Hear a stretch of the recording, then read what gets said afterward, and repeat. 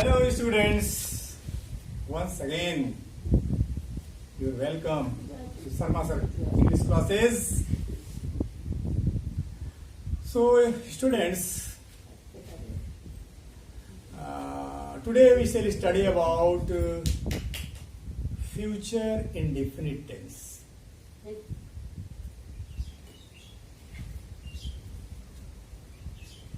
There are four ways to expressing the future time, which is called future indefinite tense. These four ways are simple present, present progressive, being to, and models. First, we shall see simple present. For example, I go to Mumbai on 5th May. Second, present progressive. For example, I am meeting him at 10 a.m. Third, being to, be going to. For example, we are going to attend the party. Fourth, models, shall will. For example, I shall help you.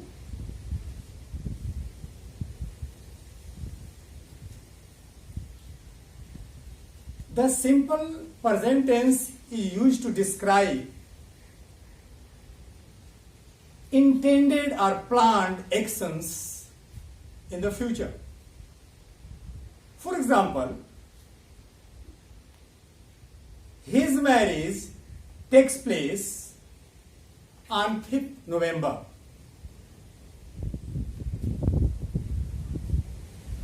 You see? Next example. The MLA visits the village on 7th of this month.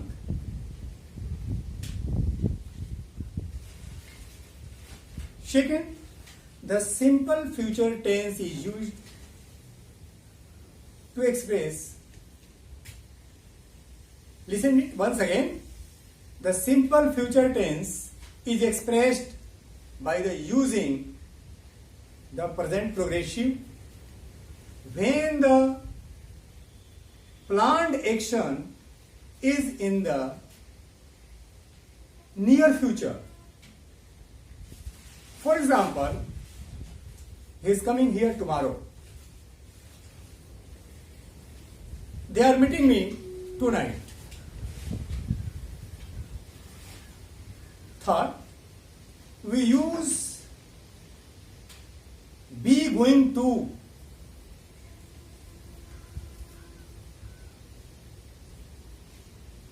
Be going to form to express an intended action that will happens in future. For example, it is going to rain. Next example, my father is going to buy a car. Fourth, we use modal auxiliaries shall will to describe the future actions which are not necessarily planned. For example, I shall meet him next week. You see, next example. He will come in 2 days.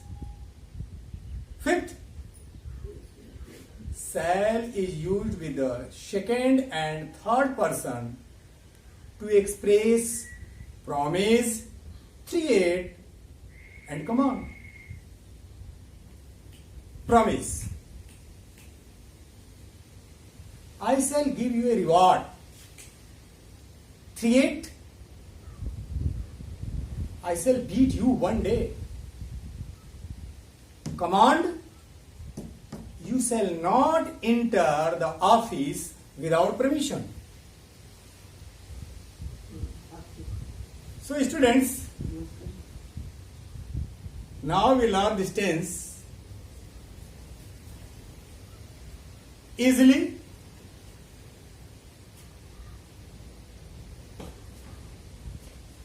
There are some rules about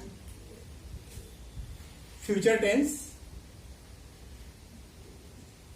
How do we translate the sentences of this tense? You can see here affirmative sentences. क्या देखिए, rules आप बहुत आसानी से समझ सकते हैं इसको, और मैं बहुत इजीली समझाने का प्रयास कर रहा हूं. Subject plus I we. अरे सब्जेक्ट जब आईवी हो प्लस शैल प्लस वर्ब की रूट फॉर्म प्लस अदर्स. जैसे मैं वहां जाऊंगा, आई शैल गो देयर. हम वहां जाएंगे, वी शैल गो देयर. अर्थात आई और वी के साथ शैल का प्रयोग करते हैं. नेक्स्ट है सेकेंड रूल है, इसी से रिलेटेड है, ऑल अदर सब्जेक्ट्स. अर्थात आई और वी को छोड़ करके जितने भी सब्जेक्ट होते हैं सबके साथ हम विल का प्रयोग करते हैं. यहां देखिए all other subjects plus will plus verb की रूट फॉर्म प्लस अदर्स. तुम लोग वहां जाओगे तो क्या हो जाएगा? You will go there. सभी लड़के वहां जाएंगे, all the boys will go there. Next है नेगेटिव सेंटेंसेस. इसमें विल शैल के बाद से नॉट लगा देते हैं.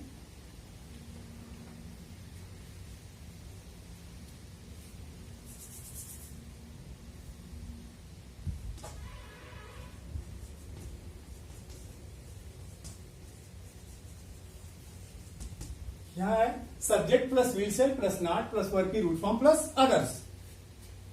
मैं वहां नहीं जाऊंगा तो विल या शैल में से, तो आई सब्जेक्ट है तो शैल आएगा ना, तो आई shall not go there.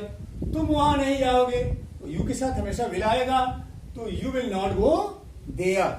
Next आते हैं इंटेरोगेटिव सेंटेंसेस.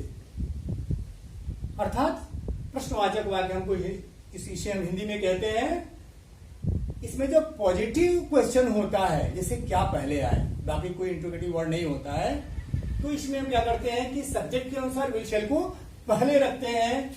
जैसे क्या तुम वहां जाओगे, विल यू गो देयर.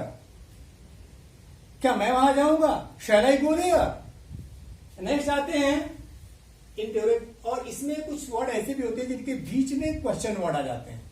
बड़ी प्रॉब्लम हो जाती है, बच्चे थोड़ा परेशान हो जाते हैं कि बीच में क्वेश्चन वर्ड आ गया, इसको कैसे ट्रांसलेट करें. तो जो बीच में क्वेश्चन वर्ड होता है उसकी अंग्रेजी ज्यों की त्यों सबसे पहले रखते हैं. जैसे तुम वहां क्यों जाओगे, why will you go there.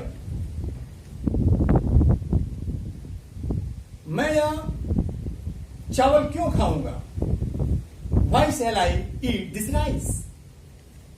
तो जो क्वेश्चन वर्ड होते हैं उनको सबसे पहले रखते हैं, उसके बाद से हम शैल भी रखते हैं. जैसा कि यहां पे लिखा गया है, आप देखेंगे question word plus will shall plus subject plus verb की रूट फॉर्म प्लस अदर.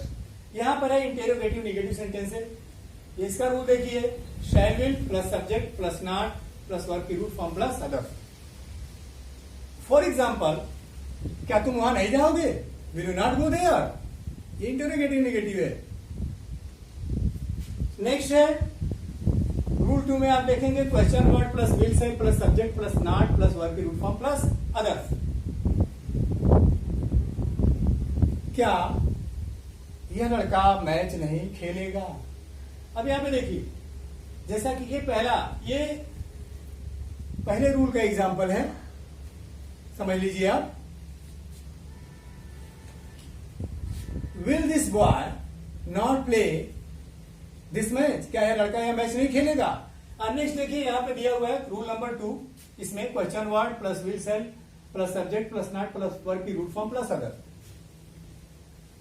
तुम वहां क्यों नहीं जाओगे, ये बीच में आ गया, नहीं भी है और क्यों भी है. तो हम सबसे पहले क्वेश्चन वर्ड को रखते हैं वाई, उसके बाद से will shall, why will, subject you, उसके बाद से नॉट और फिर वर्ब की रूट फॉर्म, तो why will you not go there, और देयर में अदर्स आ जाएगा, why will you not go there's. Students, और मुझे लगता है कि इसका आपने स्क्रीनशॉट ले भी लिया होगा और मेरी आवाज से समझने का आप लोग प्रयास कीजिए। और मैं आपको बताऊं कि किसी शायर ने कहा है, हम हार जाते हैं और वो जीत जाता है। कौन जीतता है कौन हारता है? हम हार जाते हैं और वो जीत जाता है। हम खुद सैनिक बनते हैं और वो कागज के सिपाही काट कर लश्कर बनाता है। अर्थात नहीं पढ़ेंगे, बहुत आगे तक जाएंगे तो सिपाही बनेंगे, लेकिन जब ये कागज के सिपाही काटेंगे आप, अर्थात पढ़ाई करेंगे, किताबों से जुड़ जाएंगे, तो आप खुद सिपाही पैदा करेंगे। वैसे भी बहुत नजदीक है आपका ये 15 अगस्त जो हमारा स्वतंत्रता दिवस है, तो नहीं पढ़ेंगे, स्वतंत्रता का स्वाद आप नहीं ले पाएंगे। देखिए, शिक्षा वह जीभ है, वह टंग है जिससे हम स्वतंत्रता रूपी व्यंजन का स्वाद लेते हैं। जिसके पास जीभ ही नहीं होगी वो क्या स्वाद लेगा? तो शिक्षा अर्थात आपकी जीभ शिक्षित हुई है और फिर स्वतंत्रता का स्वाद लीजिए। ठीक है, फिर मिलते हैं स्टूडेंट्स नेक्स्ट वीडियो में। पढ़ाई जारी रखिए, फिर मिलते हैं। जय हिंद।